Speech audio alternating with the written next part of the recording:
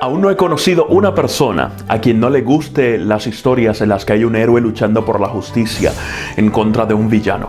Algunos incluso vamos un poco más allá y nos gozamos al leer o al ser testigos de cómo personas comunes se convierten en héroes de la vida real. ¿Sabes que la Biblia nos presenta un conflicto de mayor alcance? Saludos familia, les habla el pastor y psicólogo Gamaliel Feliciano y en esta ocasión quiero presentarles otra edición de la serie En esto creo. Videos dedicados a presentar las creencias de los adventistas del séptimo día. Estas presentaciones están basadas solo en la Biblia y lo que procuran es motivarte a comenzar o a continuar con tu estudio bíblico personal. Puedes encontrar los videos previos en mi canal de YouTube Gama Feliciano.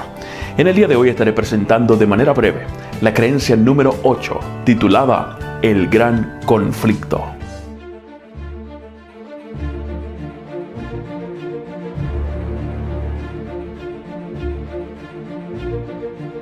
Tú y yo, lo queramos o no, estamos envueltos en un conflicto universal, en una batalla cósmica entre Cristo y Satanás, entre el bien y el mal. Esta lucha lo que busca es vindicar el carácter de Dios, no solo ante la tierra, pero también ante el universo. Al entender la naturaleza de este conflicto, podremos responder de manera más clara a la pregunta: ¿por qué vino Jesús a la tierra? ¡Listo! Comencemos. El inicio del pecado, en un ambiente perfecto como el cielo, es un misterio para todos nosotros. Sin embargo, la Biblia nos explica algunos detalles relacionados a este asunto que nos ofrecen un mapa general de lo que allí sucedió. Por ejemplo, el profeta Ezequiel usa al rey Tiro para ilustrarnos la situación de Satanás, anteriormente conocido como Lucifer. En el capítulo 28, versículo 14, nos dice: «Fuiste elegido como querubín protector, porque yo así lo dispuse.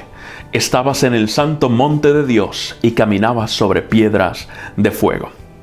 Lucifer, un ángel creado en un orden más elevado que el nuestro, viviendo en la perfecta presencia del Señor y que gozaba de tener una íntima comunión con Dios. Ahora comienza a suceder algo en su corazón. Los versículos 15 y 16 dicen: «Desde el día en que fuiste creado, tu conducta fue irreprochable, hasta que la maldad halló cabida en ti. Te llenaste de violencia y pecaste.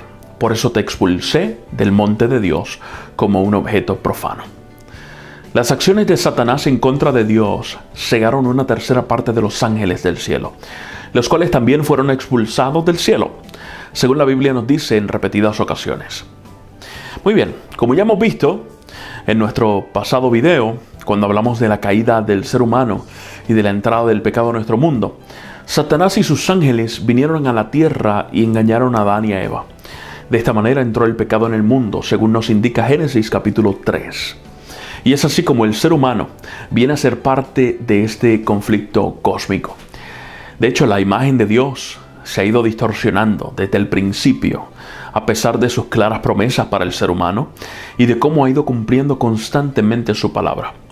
Dios le promete una salida de vida a Adán y a Eva después que pecaron, pero Caín, su hijo, mató a su hermano. La maldad aumentó a tal grado que, según la Biblia, Dios decide destruir la maldad a través del diluvio. Abraham fue infiel a pesar de la promesa directa. Y aún más, tú y yo continuamos repitiendo lo mismo al negar a Dios diariamente. Esta dinámica, la del conflicto, es presentada de una manera interesante en Job, el libro de Job capítulo 1 y capítulo 2, cuando narra que en una ocasión vinieron a presentarse ante Jehová los hijos de Dios y allí estaba Satanás, quien indica que venía de rodear la tierra y andar por ella. Es entonces cuando Dios llama la atención a su hijo fiel llamado Job y después de escuchar el reclamo de Satanás le permite tocarlo con la calamidad, mas sin tener autorización de quitarle la vida. Este relato nos recuerda que nuestro planeta, nuestra propia vida, es el escenario en el cual este conflicto cósmico se está desarrollando. Pablo nos dice en 1 Corintios capítulo 4 versículo 9 que hemos llegado a ser espectáculo al mundo, a los ángeles y a los hombres. Muy bien, hasta ahora hemos visto algunas cosas, que se está llevando a cabo un conflicto cósmico, que este se inició en el cielo, que se trasladó a este mundo y que la tierra se convirtió en el escenario principal de este conflicto. Hemos visto también que Satanás albergó orgullo y envidia en su corazón, pero ¿Qué tal si vamos un poco más en detalle con respecto a cuál es el tema principal de este conflicto? La lucha se da en el contexto de definir de una vez y por todas quién realmente es Dios. ¿Es Dios el Dios de amor que dice ser? ¿O es un Dios egoísta que pide cosas que no se pueden cumplir? La experiencia de Jesús en el desierto nos aclara un poco más estos puntos. Satanás, al tentar a Jesús en el desierto, se enfocó en ofrecer riquezas, sembrar la duda en relación al cuidado de Dios y procurar adoración. Y son precisamente esos puntos los que se incluyen en este conflicto cósmico. Satanás ha procurado con todas sus fuerzas distorsionar el carácter de Dios.